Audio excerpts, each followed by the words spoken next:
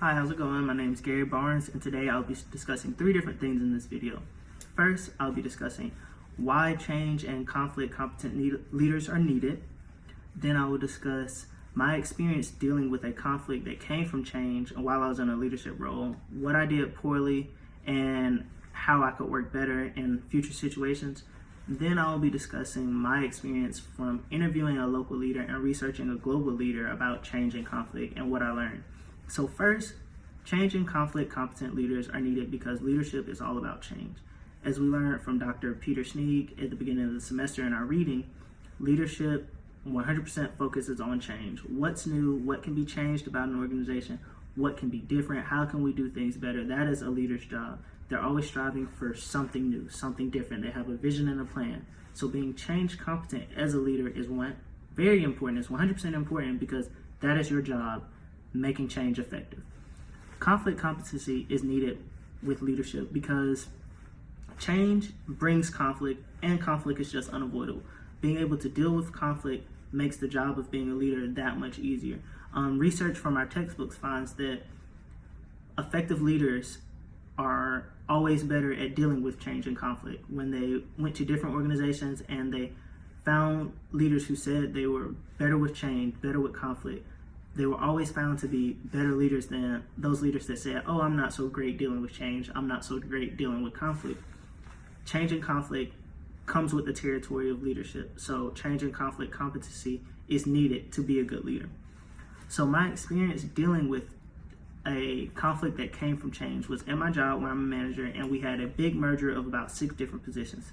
And so that merger created a lot of problems because some people who got to sit at a desk all day at their job, now we're going to have to start taking out trash and mopping bathrooms. And it just switched up a lot of different positions that people didn't really sign up for. That wasn't what they wanted to do. And my downfall with this merger of positions and dealing with the conflict that came with it was not managing destructive behaviors better.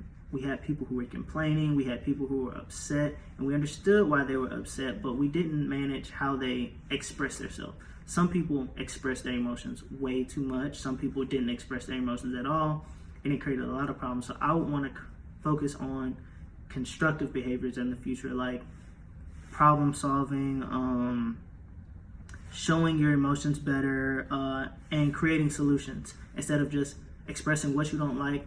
Well, tell me, how can I make this better? I know what you don't like. Tell me what you do like. Show me some behaviors that say you want to be here and you want this to be better, like I want this to be better. So that's what I would focus on when dealing with change and conflict in the future. Just constructive behaviors, because constructive behaviors take you a long way. So what I learned from interviewing my local leader, his name was Brandon McLean, he works here at Kennesaw State, was that you always need to have a vision when dealing with change. If you have a vision that you can give your subordinates, that they can see, they can believe in, you can accomplish anything.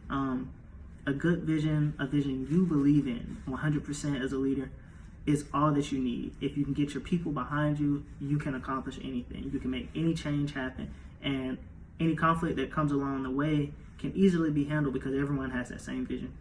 And what I learned from Nelson Mandela and my research on him is to know yourself and know the people you're working against.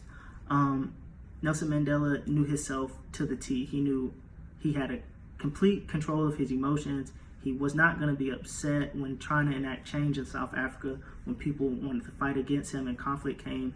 He knew himself, and because of that, he could accomplish anything because you couldn't knock him off. You couldn't take him off of his game. And know the people you're working against. He was trying to change South Africa that had been in a very racist system for hundreds of years, and he had to know the people he was working against to make his change effective.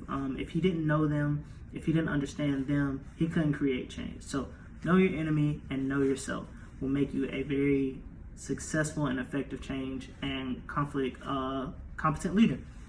Thanks for watching my video. I hope you enjoy. Have a great year.